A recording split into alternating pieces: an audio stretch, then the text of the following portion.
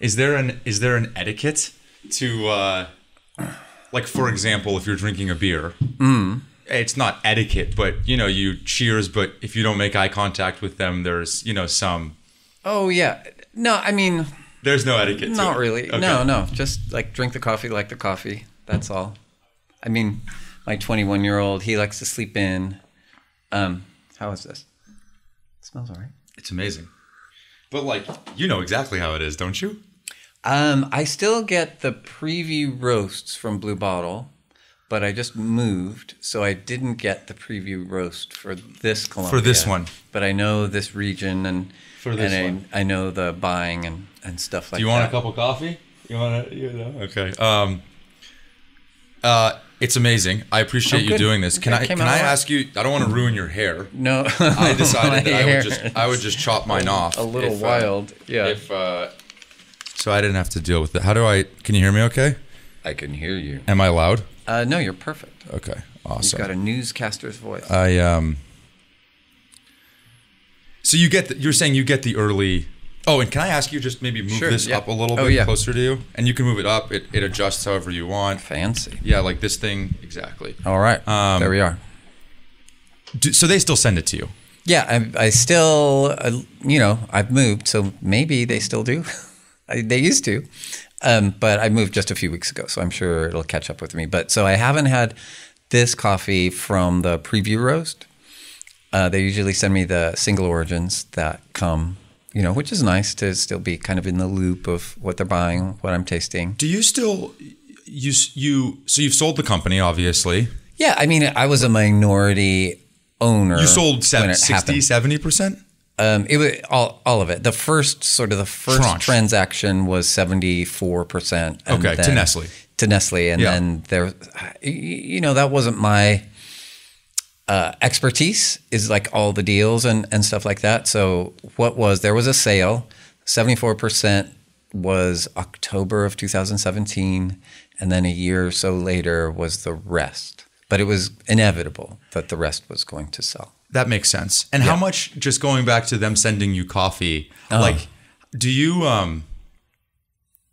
miss it? Like, do you still go into a store and see things? Oh, I see things. And be like, oh, I see man. things. No, that's a great question and a great exercise for me, whether it's a Blue Bottle coffee or some other cafe. Because I live in this little town in Southern California that has like 5 places that make coffee. 3 of them I can go in. But I see what people are ordering. It's fascinating too. I'm not done. I'm not done with coffee. It's very, very deep for me still. It's fascinating. And there's just something very powerful, a powerful allure and fascination that I have with coffee still. Every morning, is an opportunity for me to learn and discover, make myself something interesting. It's about pleasure. It's about something more than pleasure too. It's about culture and society. Coffee is how a culture drinks coffee. It tells you about the society. Change how a society drinks coffee, you've changed the culture, right? Can you maybe, I don't know how to pronounce this, Willy Uker? Oh yeah, Willem Uker. Okay. Uker. Yeah, all about coffee. Very good. Can you talk about that and the significance of it to you? And maybe that could give us a bit of an epistemology on this love of yours that you've come to develop. Yeah, very good.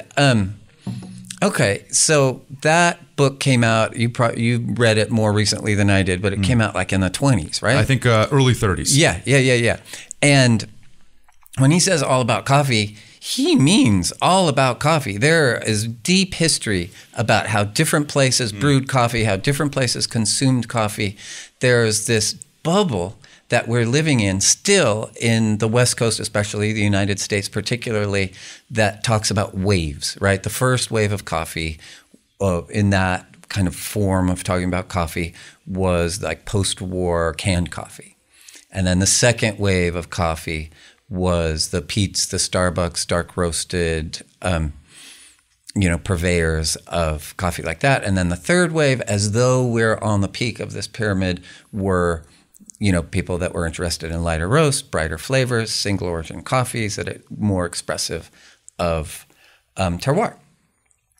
And it's described during my time at Blue Bottle, it's described as though it's these evolutionary steps, right? But if you read Euchre's, you realize people were drinking better coffee during the time of the Civil War than they were during the 1960s. And it's not, in fact, a progression to some peak of evolution, but a pendulum that has swung back and forth in terms of different preferences, different tastes. And more coffee, right? Yeah. Not just better coffee. People were drinking more coffee then. People were drinking a lot of coffee. People were drinking in Cairo in the 1500s. There, I think, what I read from Euchre's, I read it a long time ago, but Cairo was a town of about San Francisco's size, 800,000 people. And it had 6,000 cafes in the 1500s. Serving single origin coffee from Yemen, roasted on the premises, ground. Like, that's a great wave. I want to be on that wave. In San Francisco? Not 6,000. Like 1,000? Maybe, yeah. How many Blue Bottles are here? Oh, that's not my field anymore. A lot. 50? 20? No, I think closer to 20. 20. Maybe 15 to 20, I would say. I worked on half dozen of them. One of them closed, Mint Street. That was very close to my heart, closed. What is it about... Sorry, why is it close to your heart? Oh, that was the one, January 23rd, 2008. That was the one that had all the super cool Japanese coffee gear in it. Siphon bars, like the slow cold drippers. I misguidedly called Kyoto drippers because I needed a name. And poached eggs and toast. It was like more formal service, very Japanese oriented. And the day we opened, it came out like front page of the New York Times food section. And it just was this big thing. And there were lines out the door. And prior to that, I was at the farmer's market and the kiosk, 3 out of 4 walls and very scruffy, a little, still is, it's still there. I got some good drinks there today. But it was very different, a very different model, and it created quite a stir. And kind of this coffee journalist, Oliver Strand, wrote about it. I'm going to see him next week. Actually, we keep in touch. But it kind of created this stir, and it was a real chapter for me in my life. Like that was the start of it. The trajectory of the company, really. A lot of it started on that day. Yeah. When you were leaving being a musician, did you think that music was your life's calling? Because when I sit across the table from you now, or when I listen to past interviews that you've done, it's very clear to me that coffee is it. Yes. I wonder, did it feel this way when you were a pretty good musician in the Bay Area? I was making a living, and that's hard. Yeah. I wasn't... It's interesting you say that. From age 12 to age 30-something, whatever, that was all I did, all day, every day. That's all I wanted to be. It's all I wanted to do. It wasn't a healthy way to live, particularly. And I thought that was my life. And what a place to be in when you think your life's calling is making you miserable, right? Because that's what clarinet was doing to me. Why?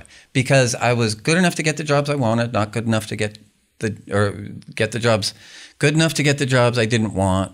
Not good enough to like be in the symphony. Yeah, but also not only the external trappings, which were very important to me, that I had this insufficiency of external trappings and insufficiency of audience that I thought I wanted or deserved, but actually there was a deeper sense of dissatisfaction, and that was I couldn't contact like this profound thing that I knew was there, that I could occasionally contact, but only haphazardly or intermittently. Like a greatness. Yeah, exactly. And there were times when it was there. And it was usually in rehearsal. It was rarely in auditions. One time, though. And there were times when it wasn't. And there all kinds of performance anxiety and just mental stuff got in the way of me being my greatest as a musician. It drove you nuts? Basically, yeah. I mean, maybe technically, but yeah.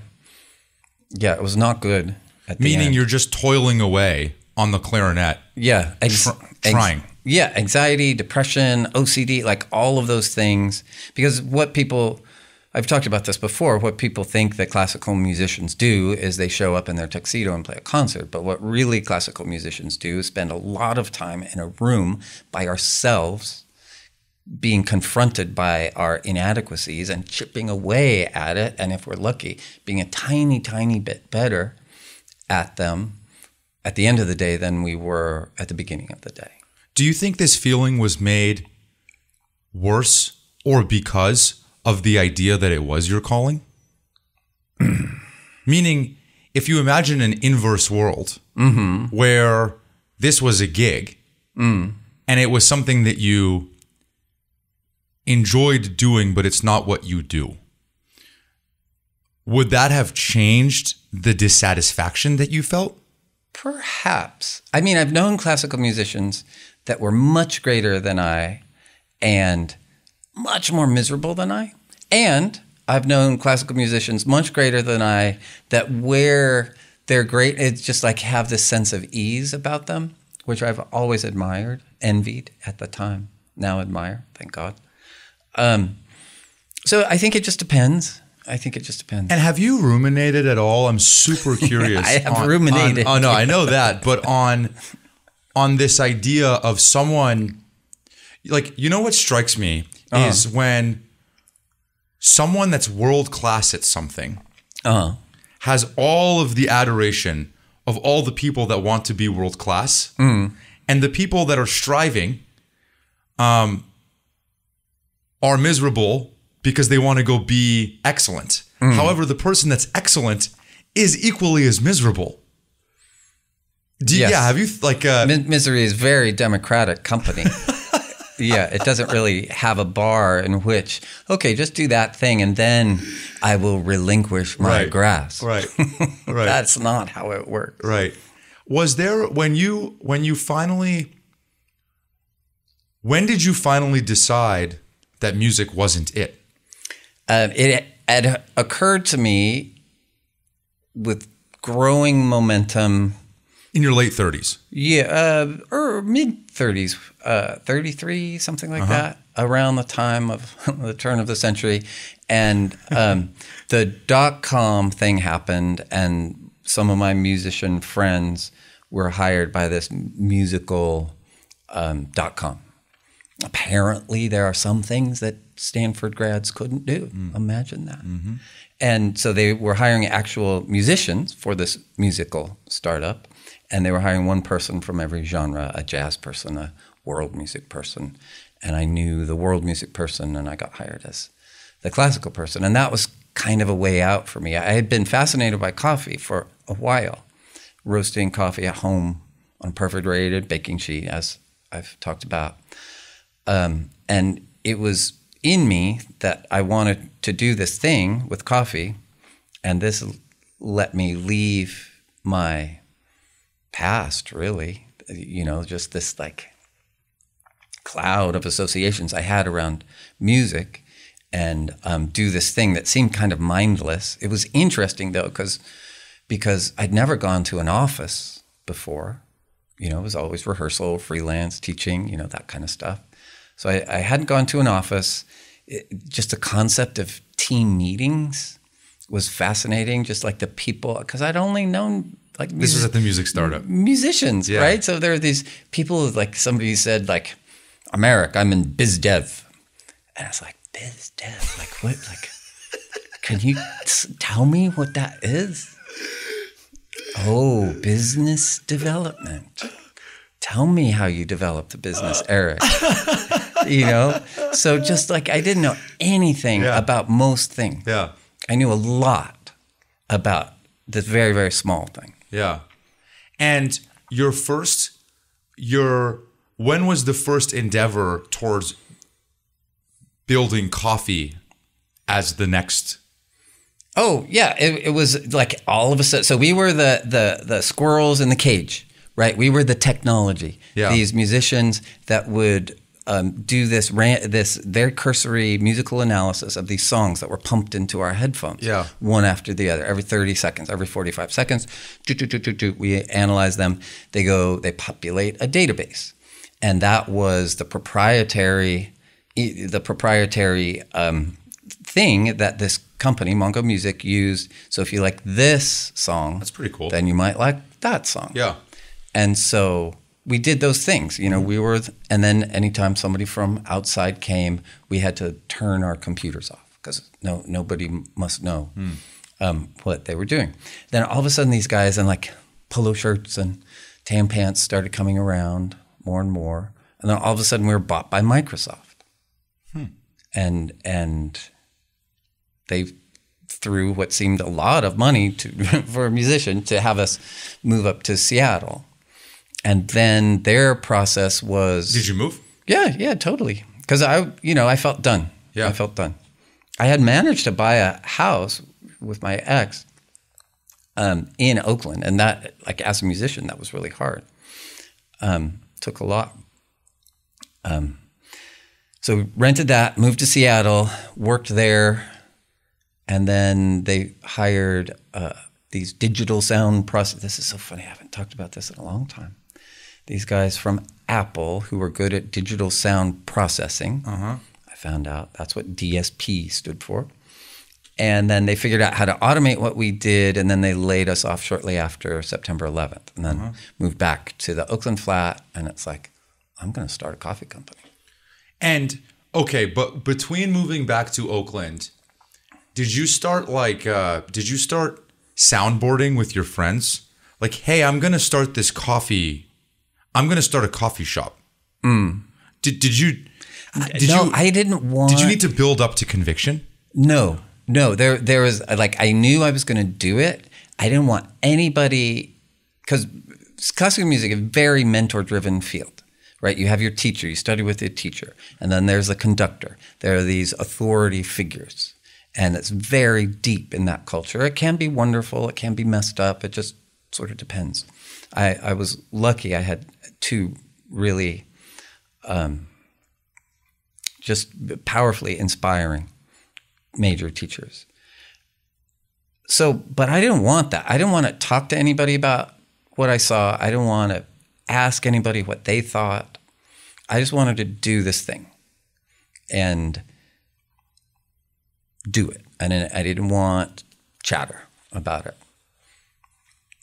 And when you were talking about 4 to 5 people coming up, getting coffee, was that in the first coffee shop, or was that the first coffee shop was somewhere random in Oakland, Berkeley? Which 45 people? Sorry, I lost that. When train. we were talking, and you were saying how at some point there was a line all of a sudden 4 or 5 people would kind of... Oh, yeah. That was the farmers markets. I started at the farmers market because that's the cheap way to start, right? And thank God, there was no Instagram or social media. So you were just brewing damn good coffee at a farmer's market? Yeah, I bought a coffee cart, and I was roasting in this tiny little space in the Temescal. I was talking about that with a friend the other day who knew that space, a decade later. So, yeah, and it was good timing because like I used to say, on the island of the blind, the one-eyed man is king, right? There wasn't a lot of coffee knowledge. I had a little more than a lot of people at that time. So it seemed like a lot. And when did you decide I'm going to actually open a coffee shop? That came later. Farmers markets first. So yeah. I didn't have very much money. So I built out my roastery. I wanted to roast the coffee a certain way. And so I did that. And then I wanted to sell it at the farmers markets. And then I got the coffee cart, and I made drinks at the farmers market, and that went well. And these are all just the absolutely cheapest ways to do it. And then I opened the kiosk on Linden Street, and that was $20,000. It seemed like a lot, but it actually isn't that much for a retail location that has made many, many, many multiples of that every year for almost 20 years now. And I'm so curious, like, You okay? I could hear it go down the wrong tube. Strong stuff. At what point? When did you lose the love for the art? When you had to become the CEO of a global franchise? Yeah, it's never been franchised. Global franchise meaning... Oh, okay. Like franchise is a euphemism for a global business. Okay, a business term, one of many business terms I am not. No. I don't mean to sound familiar fancy. with. No. That's fine. Call it like a company that's worldwide. Yeah.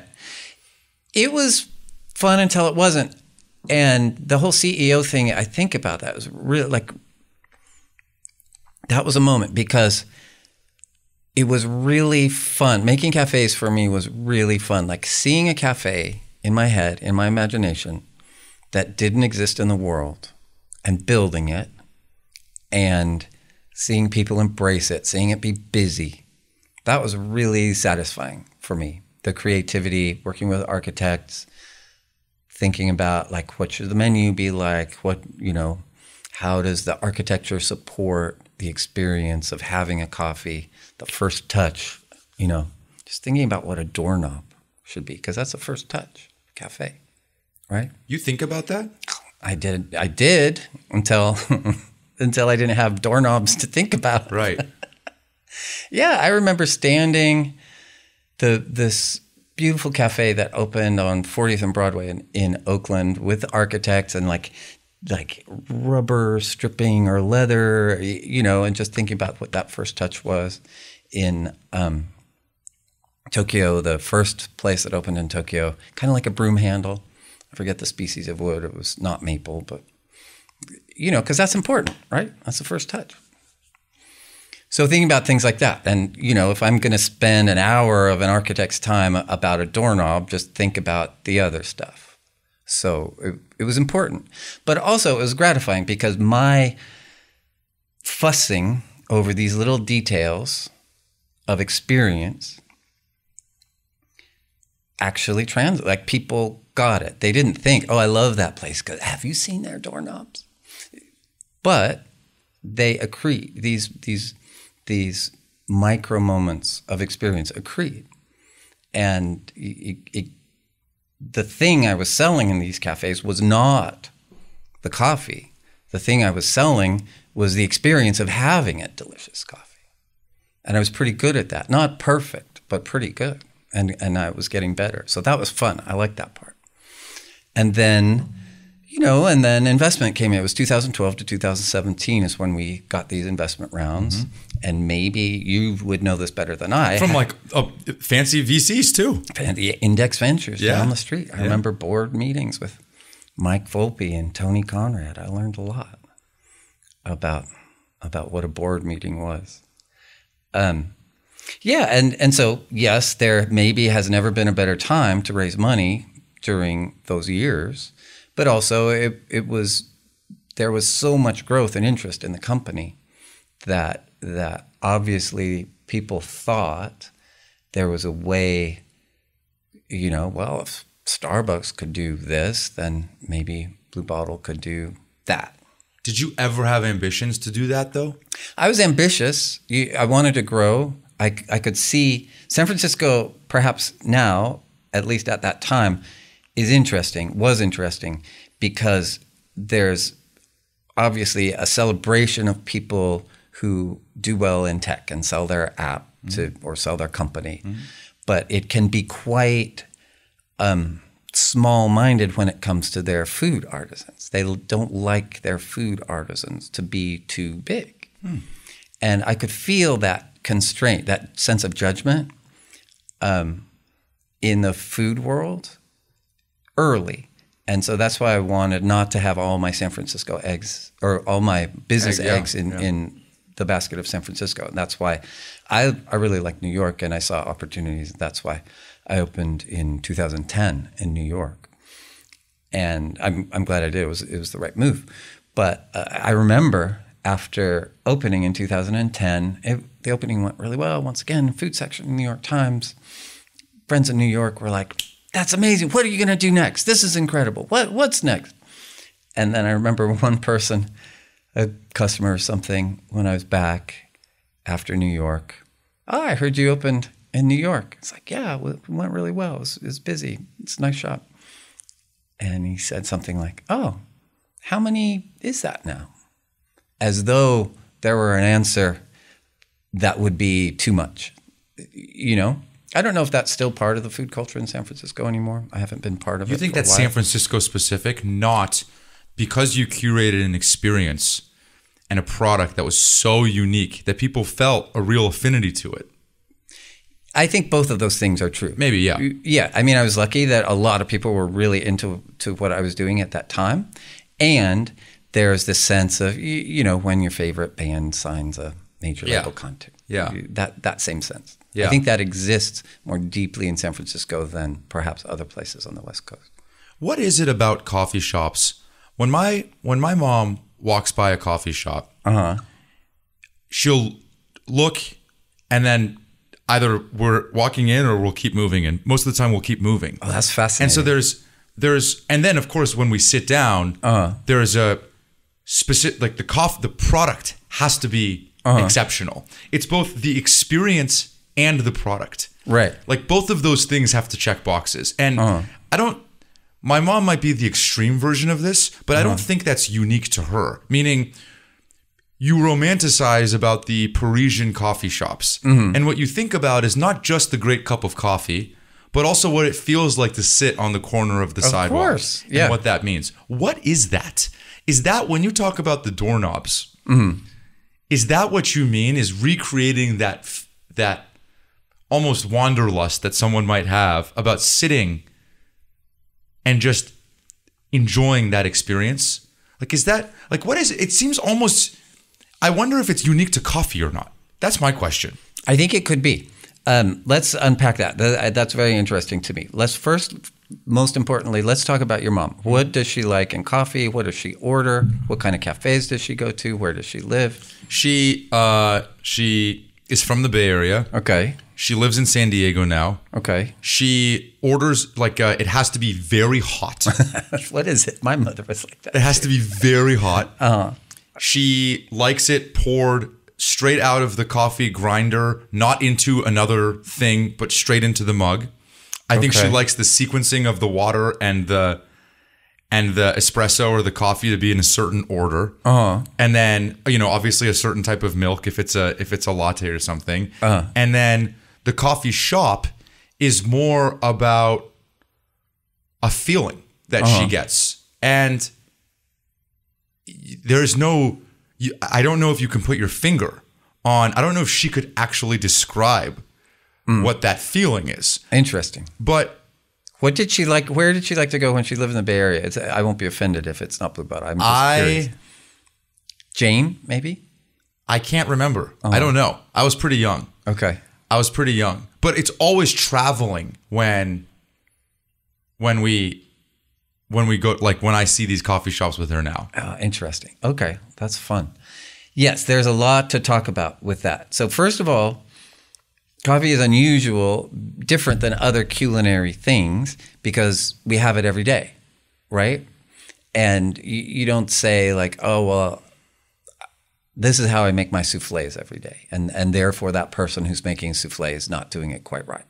Or this is how I make my lamb roast right? Because we don't do that every day. We make coffee every day. So we're deeply invested in how we make coffee. We don't want to have this idea in our mind that this thing I've been doing every day for perhaps decades could be wrong, could be misguided. So we don't think about that. That's part of the human capacity for self-deception. This thing I've been doing every day is correct. It must be. That props up our self-image.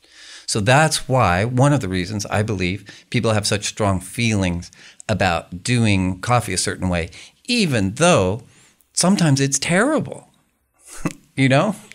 So there's that. I'm not saying that your mother's version is terrible, but she likes it a certain way because she's been doing it a certain way. And then what I learned quite recently, caffeine is affiliative. So things we associate with things that happen while we're having caffeine, have this emotional valence that doesn't exist when we're having yogurt or when we're having a croissant. The thing that has caffeine, like that's why you cry harder if it's your favorite coffee cup that breaks than if it's your favorite like granola bowl. You're just like, all right, well, I'll get another granola bowl. But it's like, oh, my coffee cup, just, you know. So there's an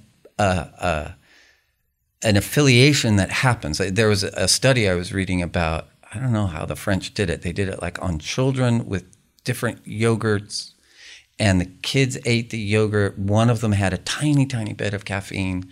The other flavors or colors didn't. They always went back to the one that was slightly caffeinated. Bees, too. There's been study on bees. So there's something about the substance of caffeine, and which brings me to your Parisian coffee. Because most cafes in Paris, the coffee is horrible. It's horrible, but you're in Paris, and there are all the other things. You're looking out, and people are beautiful, and you're on these chairs, and hopefully not everybody is on their phone. And they pay a lot of attention to the history and the culture and the environment of these cafes. And so that's why it feels better to have coffee there.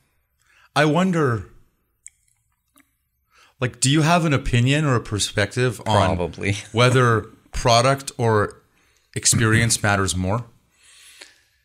Set and setting, as Michael Pollan says. So it just depends on where you are and have you had your coffee yet? What are your expectations?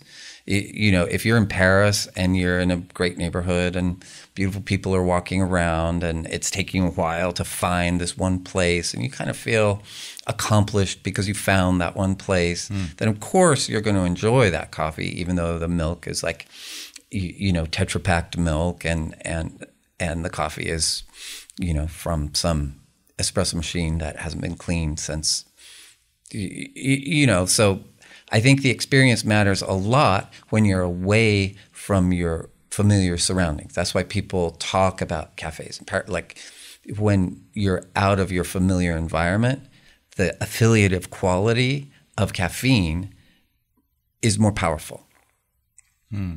However, if you can get a great coffee in a great environment, that's the peak of the mountain, right? And did you feel like when you were running Blue Bottle, you cared as much about the doorknob as you did about, let's say, the coffee beans? Oh my God. That was sort of the part that was hard on me was just this vastness, this infinite capacity to care about every single thing that was the coffee and the shop and the doorknob and the countertop and just go to war about it and not realize why I was fighting so hard about it and to make myself and other people miserable about a Corian countertop as opposed to like a speckled countertop.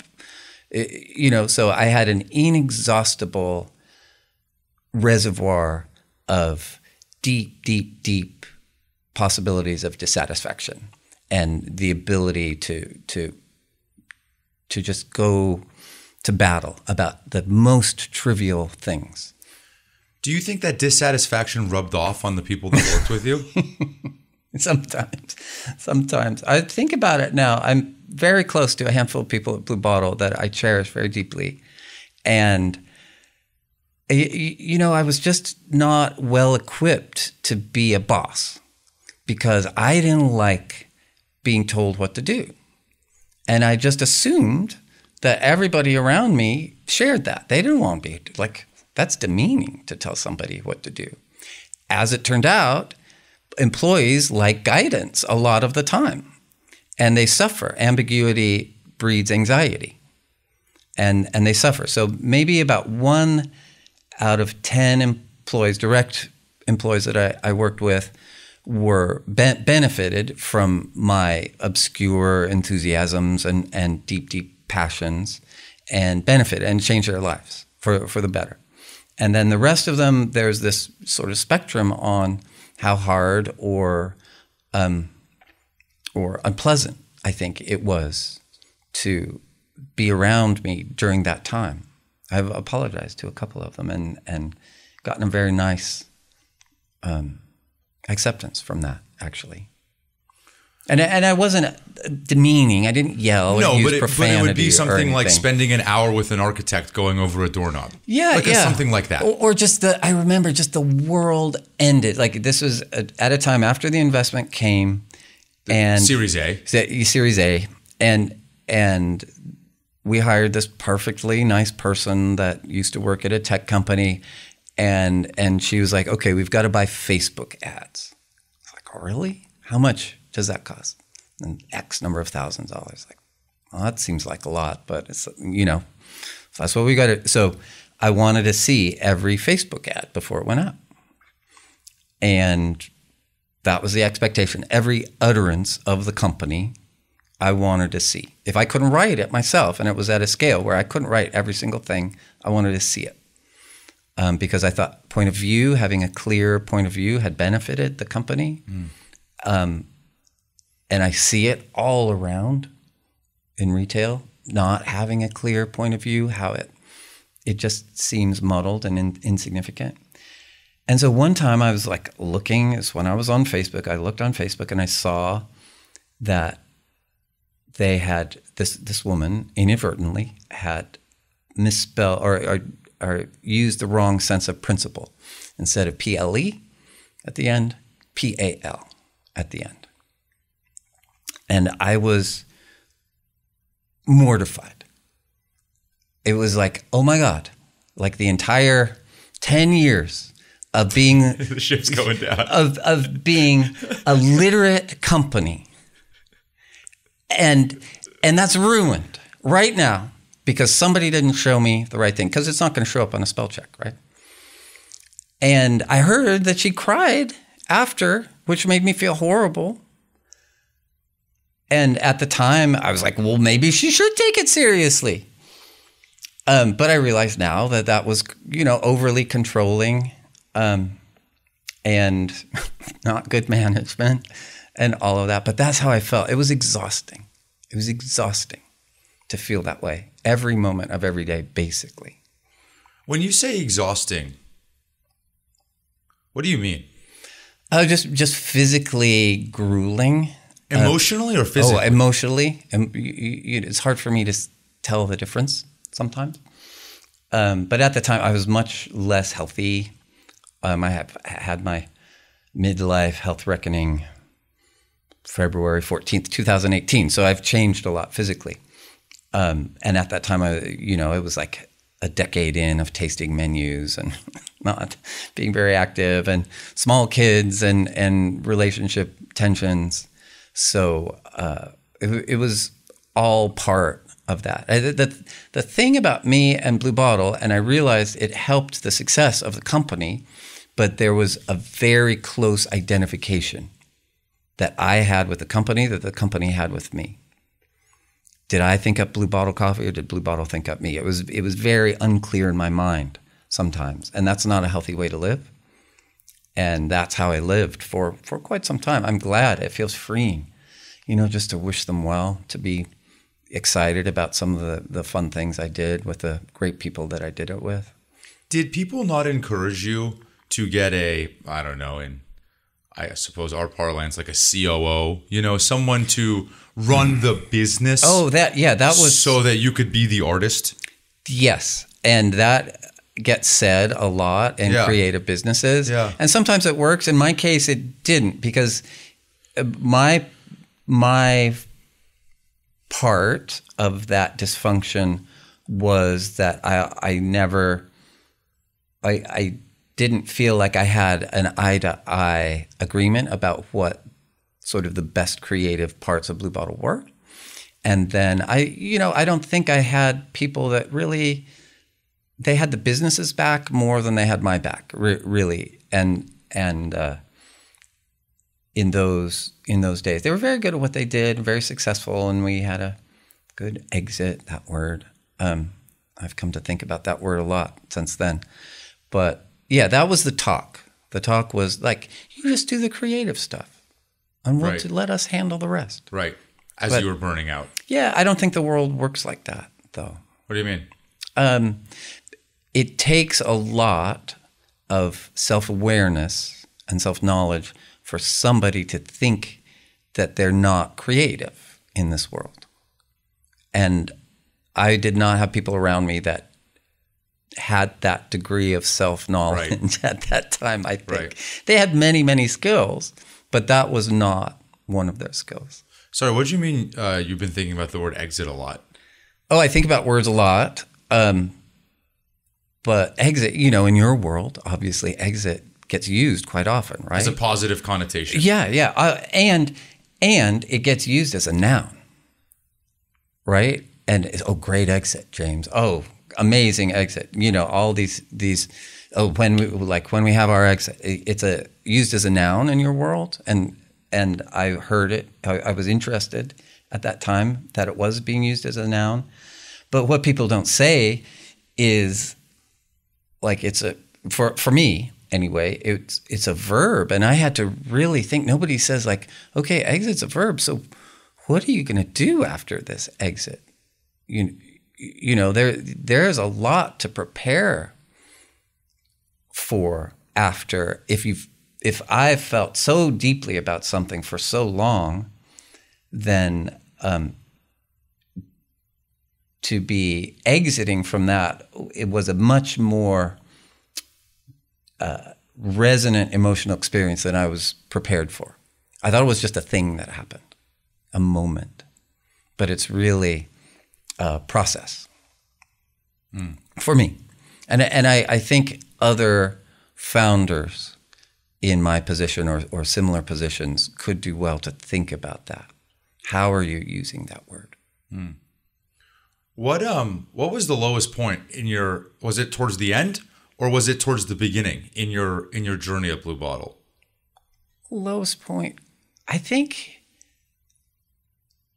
I feel just almost like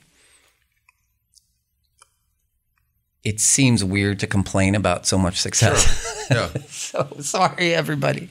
I'm really not complaining. And it was just hard it happened in my clarinet career too. I became harder and harder to work with. And at the end of my clarinet career, I was kind of shitty to this flutist that I played very closely with, toured with. Yes, there were a few annoying things, but she didn't deserve me to be that shitty to her. And then years later, I apologized to her, and she was very forgiving. It felt amazing. And so a similar thing happened. Blue Bottle was getting to feel not creative. It was too many conflicts.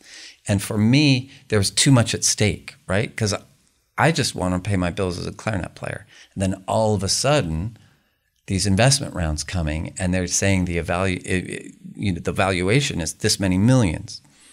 And then it's I'm paralyzed with fear that something's going to happen to ruin that. And so I become much, much more anxious about my constraints creatively harming the valuation of the business or some other external forces harming the valuation of the business. Meanwhile, the valuation of the business is just a number on a spreadsheet. It's not real. It's not real until somebody buys it. So believing so deeply in this thing that was not real caused me to become much more, anxious. And anxious people are usually not the greatest company, Did you find that once the company was sold, you were able to fall apart? Yes. Unanxious? That's been a process. I'm pretty unanxious right now. Hopefully, it's immediately palpable. But yeah, no, I had to fall apart kind of physically first, and then a little bit mentally, and then, divorce, all of that. So my whole world because I had sort of let Blue Bottle become my whole world, when was removed from me, then I kind of had to rebuild my whole world. The nice thing is I've had the time and haven't had to, worry about paying my bills or how my kids are going to go to school, to kind of build myself back up in a much healthier, more relaxed way. So that's been great. Did you think about money in the days of Clarinet or the early days of Blue Bottle? I remember distinctly just wanting to pay my bills as a clarinetist. Yeah. And sometimes that was harder than others, but it was a success. Like every month, you pay your rent, do this, go out to dinner a few times. I was like, this is great. I'm a musician and this is great. I think I sacrificed a lot just to be able to say I'm a musician, just to have that sort of ego prop up. I think I made a lot of trade-offs just to be able to do that in retrospect. And then Blue Bottle comes and my expenses are super cheap. Like my roastery was $600 a month. And then I had farmers markets and I was working a ton and being paid in cash. And I did my books by just all right, I pay my bills and there's money left over at the end of the month. And then that money that was left over at the end of the month was more and more and more. I was like, is this right? I would look, okay, did I lose bills? Nope. And here's this money. So it was because I just didn't have any sense of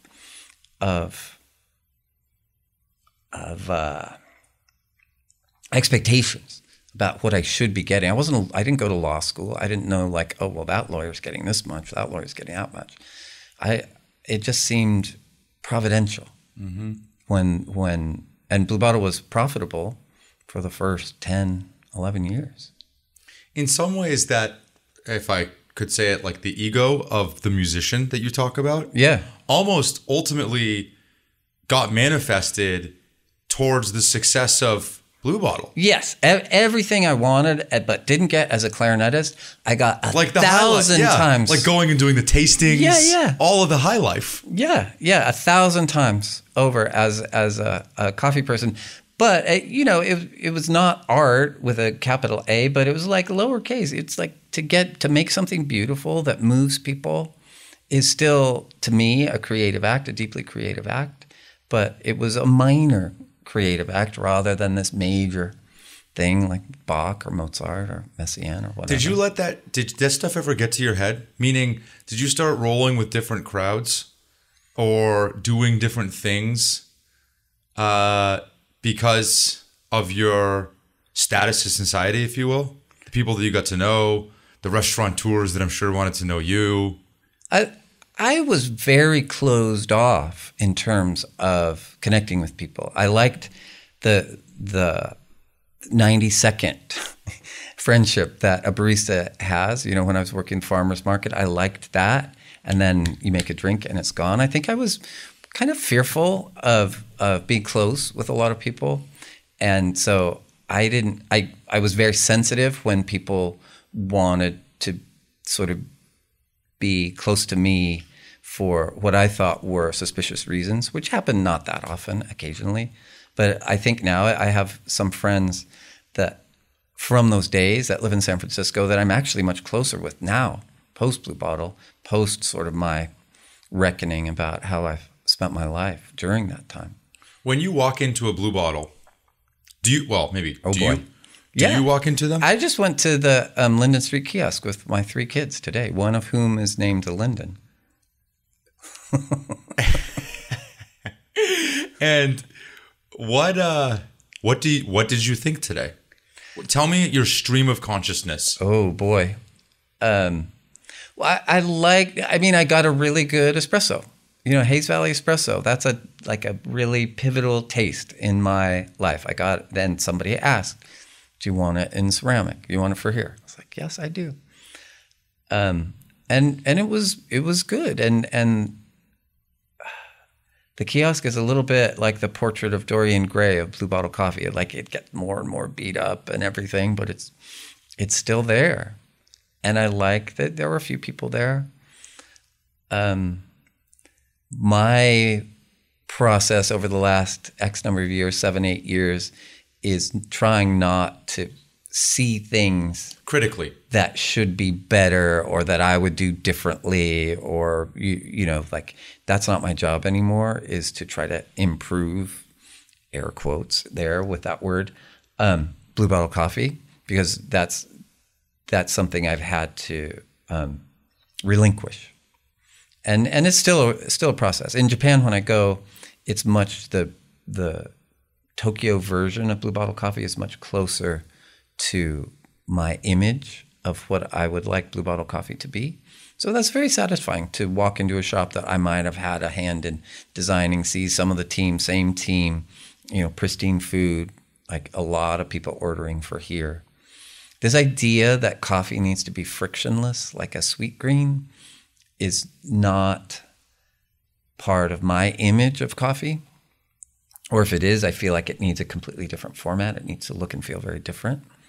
And so I see it, I'm uneasy with the mechanism of app ordering and online pickup uneasily coexisting with a cafe here in the US. And that's a business decision that I'm, maybe that has to be that way. But that makes me a little uneasy to see that coexistence. When I like even for this podcast, it got to the point where I made a deal with my right-hand woman, Athena, that I would not listen to any episodes within probably like a couple of weeks. Sometimes I break the rules, but a couple of weeks of when we release them, because I listen to it and I become very critical. Of course, you want it to be better.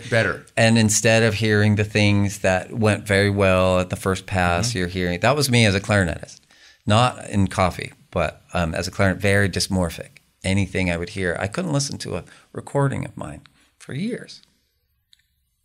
You weren't that way with coffee. No. It seemed just more forgiving. It seemed easier. Huh. Yeah. I mean, because if something's not right, you make it again. Yeah. And at what point did you decide to sell, or did the opportunity come about and the timing happened to be good for you? Yes, on all of it. At the time of the sale, I was a minority owner, and I could have probably stopped the sale if I wanted to, but I didn't want to. I wasn't happy. There was just seemed too much conflict, too many opinions, too much noise, too much chatter. I was feeling de-emphasized and not liking that feeling, even though that's what happens to founders. That's just what happens. But I convinced myself, the human capacity of self-deception, that it should or could or must be different. So it was very well timed, I thought. But I didn't know there was this whole world that comes afterwards. I was very closely identifying with that business still, and it took me a few years afterwards. So it was like something like a conjoined twin that I had to slowly endure many, many operations to remove it. You think that was your, maybe put overly simply, just your identity? Yeah, totally. Becoming detached. Yes. From your being. Yeah. Like those emails stopped. It wasn't so much the emails. I didn't miss the emails. But it was the creation.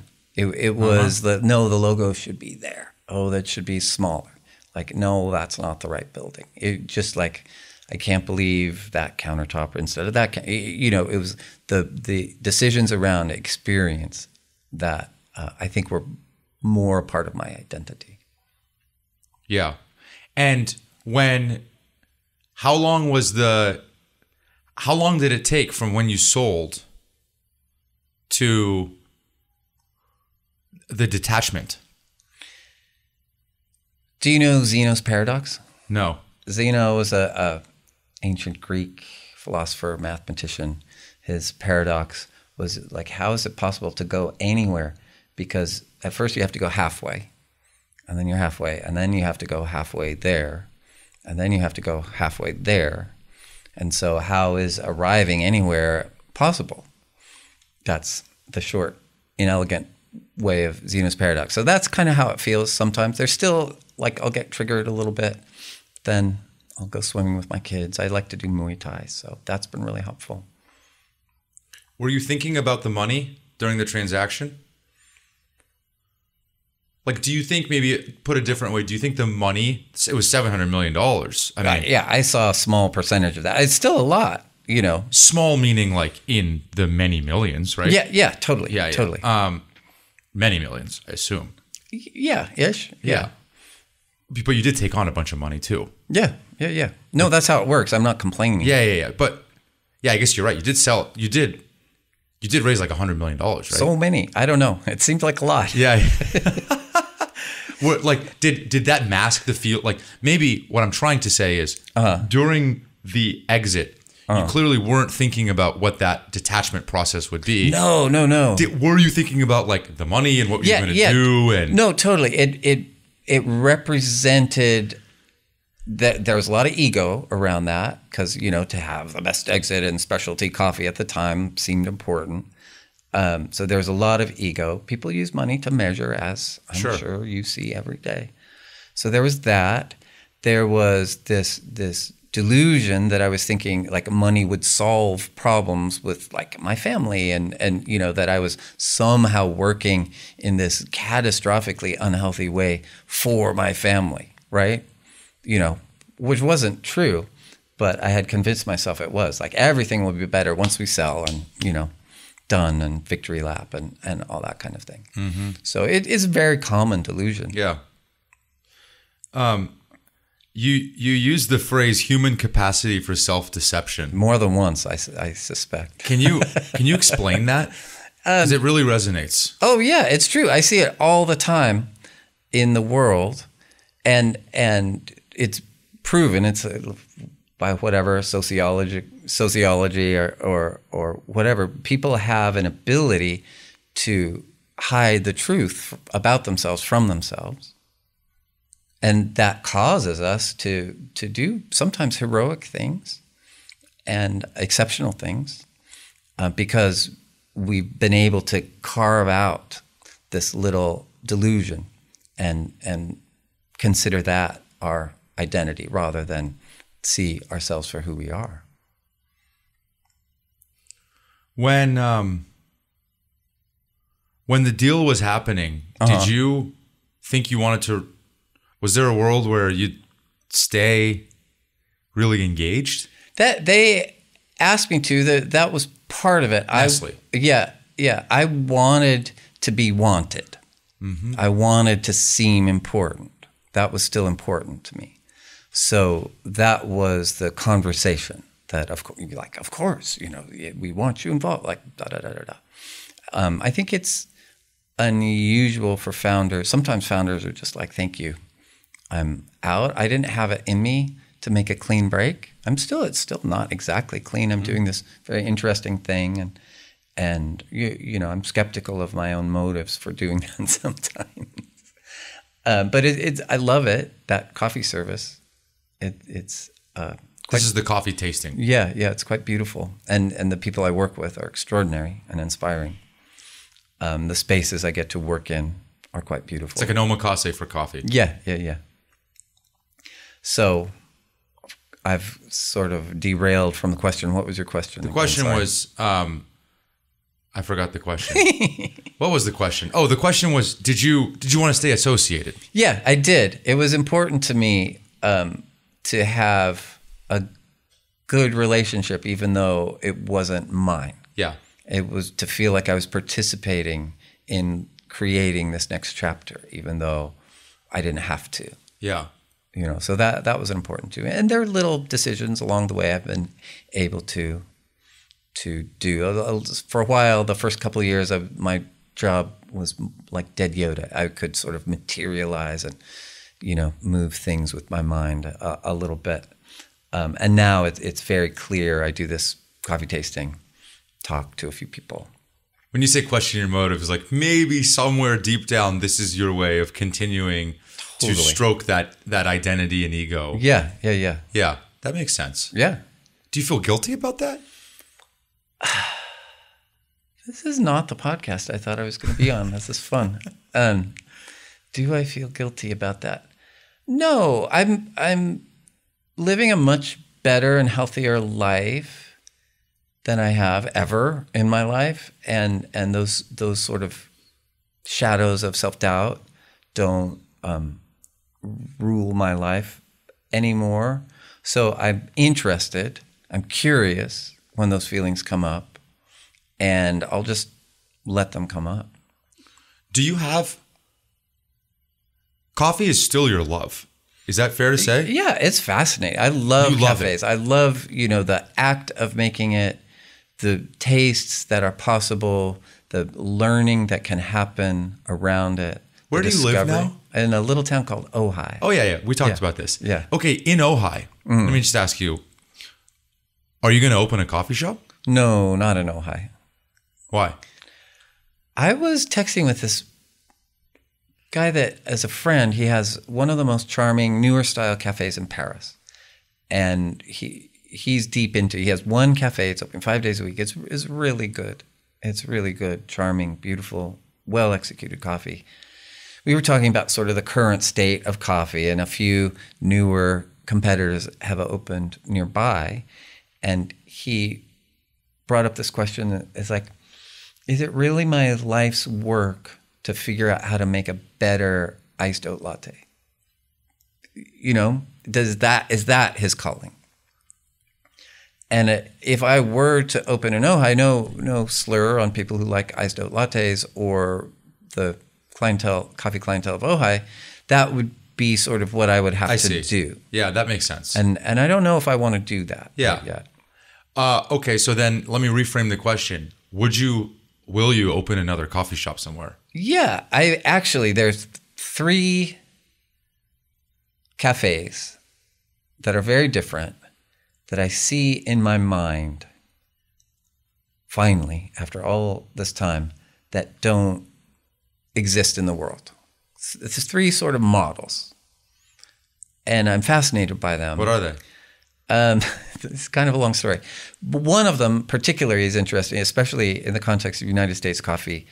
I think for most of the orders that get ordered in a specialty coffee cafe, the espresso machine is the wrong tool. It's just the wrong tool.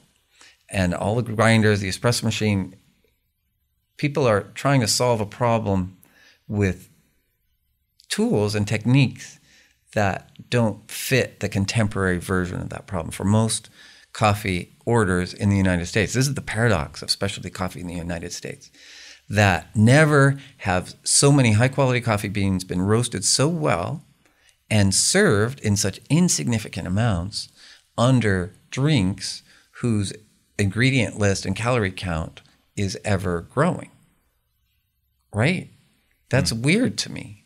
And it seems like a paradox. It seems like if the coffee is getting technically, objectively better, people would be drinking more of it without extra ingredients.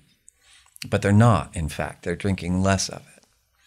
And so, if that's the case, why do you need an espresso machine to make what's basically a base ingredient? And just the function of a cafe. People are still building, rents are getting higher, labor is getting higher, equipment's getting more, everything's costing more. You're still making an iced oat latte in this, what seems to me, quite primitive way. And it's getting to the point where people are charging like $9 for it. Nobody's getting rich on a $9 latte. It just seems weird to me to keep applying these solutions that aren't working to contemporary problems. Problem being like, what is this customer ordering and how can I make it for him or her? Do you, Mike Tyson talks about how when he stepped away from fighting and then came back, he started training again. And as soon as he started training again, all of a sudden, all of those feelings, these endorphins, the adrenaline that came rushing back to him. and he, in some ways turned into the Mike Tyson of old. Right. Do you ever, does that worry you? Yes, because it's like, God, do I want to go to war with the LA Health Department again? Do I want to like rage and cajole to get a building permit? Is that right? And then do you want to excruciate over every detail of a coffee shop? And God forbid that coffee shop goes well. Would you open another coffee shop? God forbid. Like doesn't that slippery slope start to become a reality? It is. I feel like I've changed so much physically, mentally, emotionally. I feel like I could be a better collaborator. Not that I would have lesser standards, but I could have a real conversation about it. Instead of if somebody wants a countertop that's not white Corian, instead of me like blowing up and saying, "Oh my God, let's just like wallow with the pigs in their sty," I could have a conversation with, well, actually, the white countertop is interesting to me because you can see coffee mess, and then if you clean it up, and then like sort of emotionally, what people see when they see a clean white countertop is there's this sensation that people are doing their cleaning, and if we can't create it with a white Corian countertop, how might we achieve that sensation in a guest through other means that are perhaps more easy to manage? I could have a conversation like with an imaginary opponent like that would be actually much less taxing to me, much more respectful to the person I'm talking to, and would perhaps achieve a better result, right? I'm laughing because have you seen Devil Wears Prada? Oh, yes, I have. Yeah, the blue sweater. Yes. Oh my God, I love that. Yes. The cerulean? Yes. Yeah, I have seen that. It reminds me a little, just so I love that movie. It's it's the worst kept secret in the world, but it's a great movie. Hearing you say that reminds me of her a little bit. Thank you. Yeah. No, I mean, it's sometimes I'm just watching you and I think like, is this the like Steve Jobs of coffee? Like when I was asking you about burning people around you down because of your almost, it's just this relentless attention to detail, that was Steve. Yeah. Hearing you talk about this reminds me of Meryl. It's like, it's this, it's, how do I say it? It's just this artist that has finally found their art, and it's just unrelenting in the way that you pursue it. And when it comes out in the form of business, it becomes a collaborative effort with a bunch of other people. But the maniacal artist in you is still there. Yes. All of that is true. Well, first of all, that's very kind. Steve Jobs was a genius. I'm not a genius, but it's very nice of you to say. And I feel like I could make something beautiful and significant and not be maniacal, particularly this time. But also imagine my current state, because I do feel like I'm not done. You do? I do feel like I am not done. There are things I want to make that are beautiful things that people will like. In the coffee world. In the coffee world. And it's been hard for me, like figuring out how to do those things. And I'm still not there. I think I might be closer, but I'm still not there. And so I see these cafes and I want to be able to build them so people can go to them. In the US? Maybe. I can't wait to see how this unfolds for you. I mean, the nice thing is, like, I could try, just thought experiment. I could open it and do it the way I wanted to do it and then scratch that itch. And it's like, all right, a year or two, it's not working, done. I don't worry about it not working. I worry about the opposite. Maybe I don't worry. I'm just wondering what happens. What happens if it blue bottles all over again? Well, I guess we'll have to find out. Because I don't know. That was never your mission when you first started. No. In the same way, you kind of sound like you did when you started Blue Bottle. I wanted an audience. I was ambitious. Yeah. I wanted an audience. It was important for me to be in cities that I wanted to be in. That's why New York, that's why Tokyo was so successful, because it's very personal. I mean, I didn't make it successful. There was a great team in place, but it was very much more my heart than the U.S. ones in many, many ways, because I found the right people to work with. And so it is an interesting thought experiment. If I could open this, it's like maybe I'm just old and what I think is not relevant anymore in terms of coffee, but maybe not. And that would be an interesting question to find out. I'm excited to find out. I got to ask you, you didn't drink your coffee. Is it because I've been so rapid fire with my questions? I'm I have to turn it down like around 2:30 or 3. Yeah. I thought the coffee came out nice. I thought it was tasting it wasn't good. that you didn't like your work. No. I was definitely noticing that your coffee was empty, and so there was a little bit of relief that you liked yours, and also this tension. It's like, oh my God, he's staring at an empty coffee cup, and I'm just talking. I should be making him another I'm the host. coffee. I'm the host. Not today, man. I'm the coffee host. I appreciate you doing this, and I appreciate that you're with your kids and you carved out a little bit of time. Thank you, Dashel. To spend with me. I really do appreciate it. That was fun. But in real life, there's no substitute. There's nothing like it. Yep. A good cup of coffee. When you hear the word grit, I ask every guest, what yes, do you think of? Well, I've thought a lot about that word grit, and as you might suspect, and I actually have kind of some mixed feelings about it, because I do think there's a valence around that word of a little bit of like self-congratulatory shadings, I guess you could say, because people who tend to use that word grit tend to be like dudes like us that worked hard and became successful and know that luck or privilege was involved, but don't exactly know how much. I mean, I don't, right?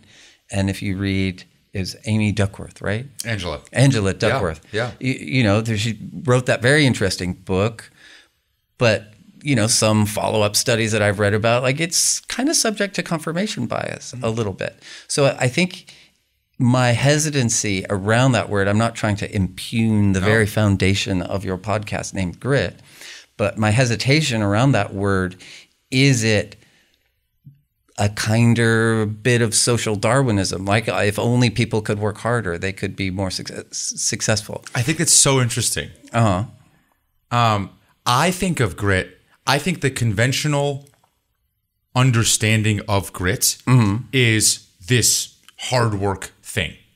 However, Angela Duckworth's definition is passion plus perseverance over a sustained period of time. And what I think most people associate grit with is the perseverance. What happens when you get kicked down? What I think of, and where I thought you were going to go, is on the passion. Interesting. And interestingly for you, maybe you had too much passion for being a musician. Maybe there was a little too much of that sauce in it, and maybe there was a downside to that then. Whereas showing it up in a different way in coffee, anyway, that's interesting. I can see that. I would.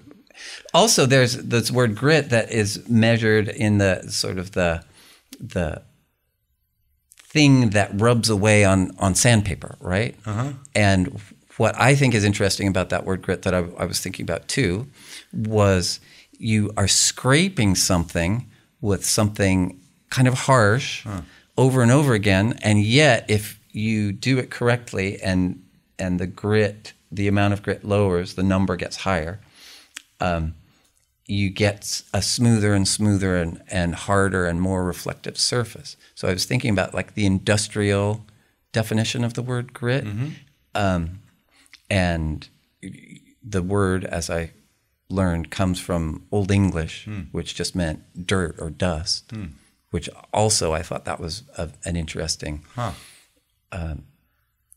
part of the word grit too. So I've been thinking a lot about that word. I've never had someone so thoughtfully answer this question before. So thank you. I appreciate you doing this. Thank you. Yeah, thanks for having me. This was fun.